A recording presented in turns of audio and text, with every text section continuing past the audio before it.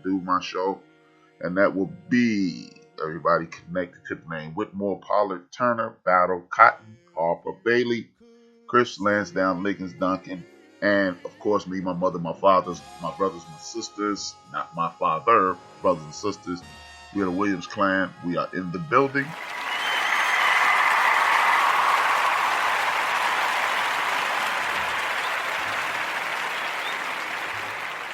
Today's show has an interesting title, Phyills Joe.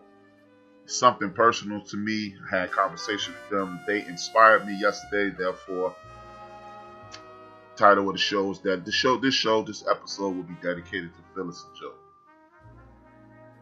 Now, this show is also, as every weekend, is inspired by Dr. Greg Carr and Professor Karen Hunter. And at the end, I'll get my traditional exit for one Reggie O'Shea. But what I am going to do, I'm going to talk about a lot of things today. And it's interesting, I forgot that at the beginning, my man from History with No Chaser, he was talking about the history of Christmas. And he was also talking about how the powers that be, they hide things in plain sight. Ironically, that's exactly what I was going to talk about today. Things that are hidden in plain sight. I had an interesting week. It wasn't even a stressful week. It was just, I was watching, I'm looking around, and I continued to remember and see things that were in my face most of my life, or things that were in your face most of your life that you don't pay attention to. And we are put in a situation to whereas we're not properly educated on our history, so we're doomed to repeat it, because we don't even know that's what we're repeating, and that's how we're being lulled to sleep. Again, he referenced how this demon of Christmas is kidnapping children, and we celebrate this dude.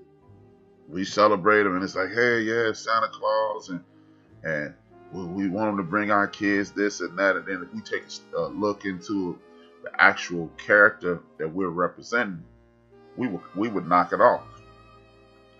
One of the things that caught my attention this week is, I remember when I was a kid, I used to really like this television show called The Dukes of Hazzard. It had a cool car. I didn't know what the Confederate flag was at the time, so I just enjoyed the show. And in the spirit of hiding things in plain sight,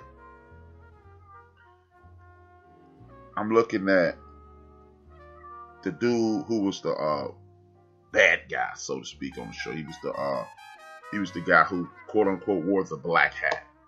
His name was J.D. Hall. J.D. was short for Jefferson Davis Hall. And as I remember this, as an adult, I'm looking at this television show, and I remember my mom used to look at me like I had lost my damn mind when I used to watch this show. And I'm like, I'm not even doing anything. It's Friday night. We need you to relax. But as an adult, I'm watching a dude named Jefferson Davis on a television show in the 80s. 100 years previously, Jefferson Davis had created a cantankerous situation in the United States of America and wanted to make my ancestors slaves until they died, and then I would have been a slave. And he's a character on TV. And then they dressed it up.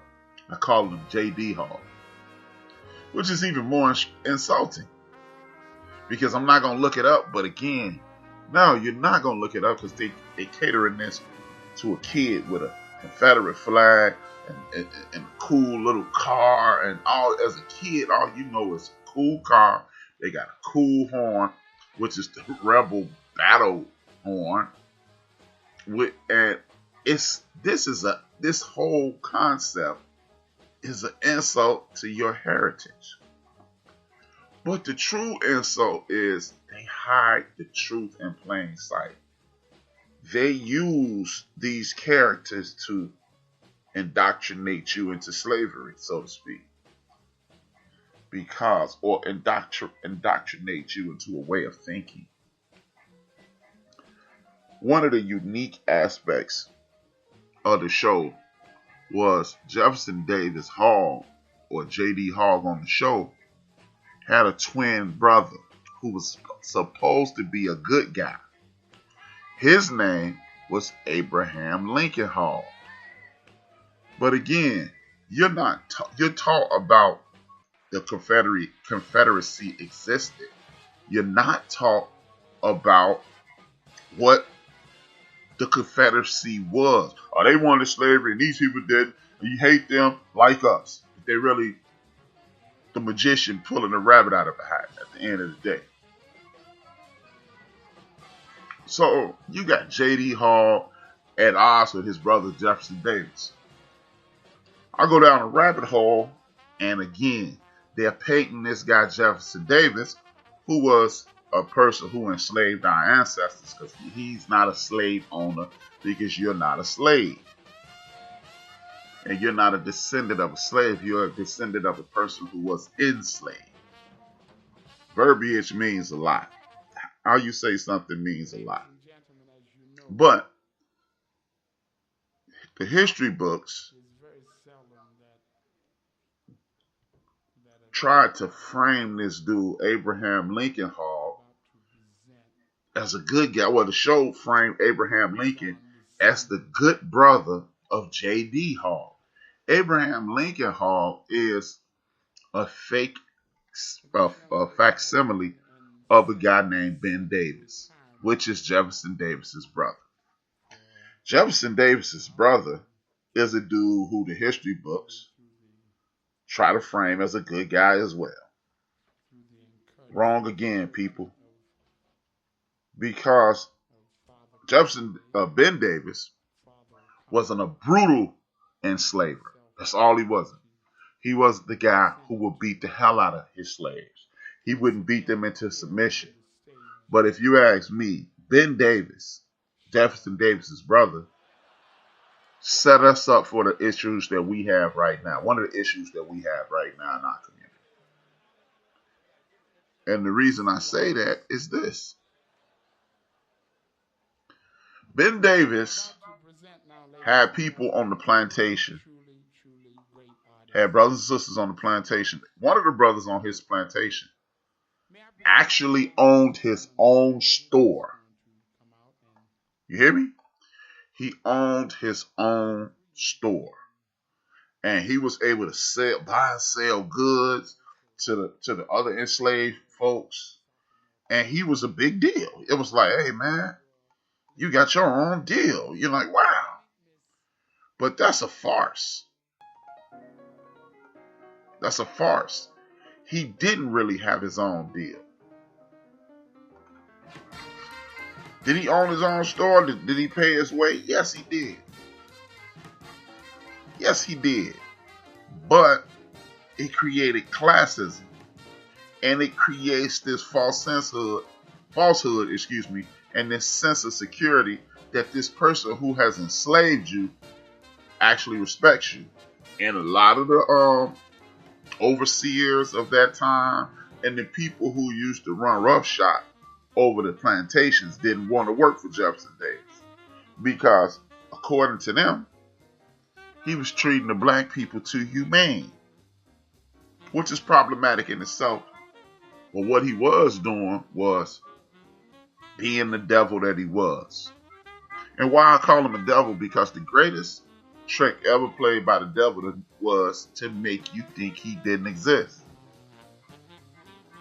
And how was he making our ancestors think that he didn't exist? Because what he did was put those people, those enslaved people, in a state of mind of, hey, we have a modicum of freedom.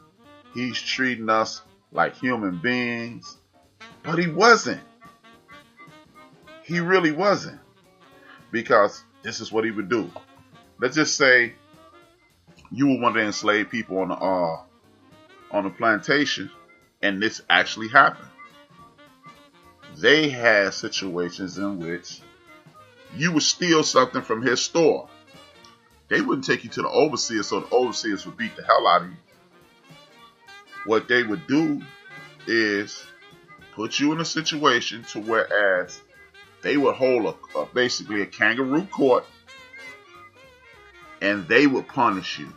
So now you feel like, yeah, we're in control of our situation, but you're truly being controlled. Jefferson Davis don't have to beat the slaves. He don't. I bet I haven't looked deep enough into it, but I bet you he had very few runaways because, hey man, we are in control of this. This is a normal society. We are part of the situation. Which then you got people who, this is what they did mention. As far down this rabbit hole I went, you had a creating of a class system amongst enslaved people. That's that kind of slave. We don't want to be seen like those people. And it still happens to this day. A lot of you guys aren't from Chicago. I am. And Chicago is a very segregated city when it comes to culture. White people, black people, Indian people, so forth and so on. But there's another set of circumstances in the city of Chicago in which, depending upon which direction you live in, north, south, east, or west, you're looked down upon. The homie Big Chris, who's in the chat room, salute to the homie Chris, he can attest to that. The person who introduced me to Chris used to be this hood chick. I'm not going to say her name. She was hood as hell. Now, me and Chris were both born on the west side of Chicago. And when it comes to society, black society in Chicago, people look down their nose at west siders. When you live on the south side, you're like, quote unquote, on the rung above. But when you live on the north side, you right next to the man. So people give us credit for things that we don't deserve credit for. I know I just said I was born on the west side, but I was raised on the north side. So people think that we have it sweet.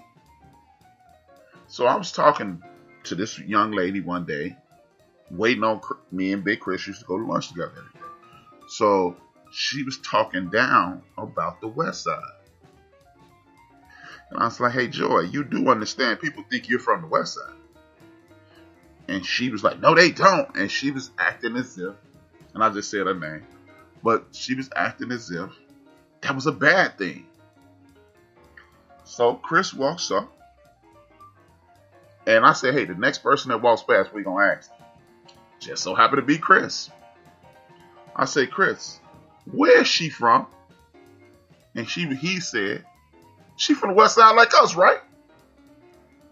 And that's the kind of environment. And she was like, no, I'm not. But the thing is, the part of the quote unquote south side that she was from, the rest, that's where you guys who are non-Chicagoans, that's where all that news and that violence is from. So how bad is the west side if the rest of the country think your neighborhood is bad? And that's the environment that Ben Davis created. To whereas we all in a bad situation, we all are crabs. But you think because you're in the middle of the barrel, I'm at the bottom of the barrel, or you're told that you're in the middle of the barrel, you're better than me. You're not. To quote Samuel Jackson in School Days, y'all niggas just like us. But this is why I said Ben Davis, enslaver. Exactly, Big Chris, Inglewood. Ben Davis was a devil because he helped perpetuate this. And it's always somebody, and when you're having these kinds of conversations, it's always somebody that says, oh, well, we should be past that now. But if you are alcoholic and you drank every day until you passed out, and then got up, took a shower, went to work, and then come home. That's normal. That becomes normal to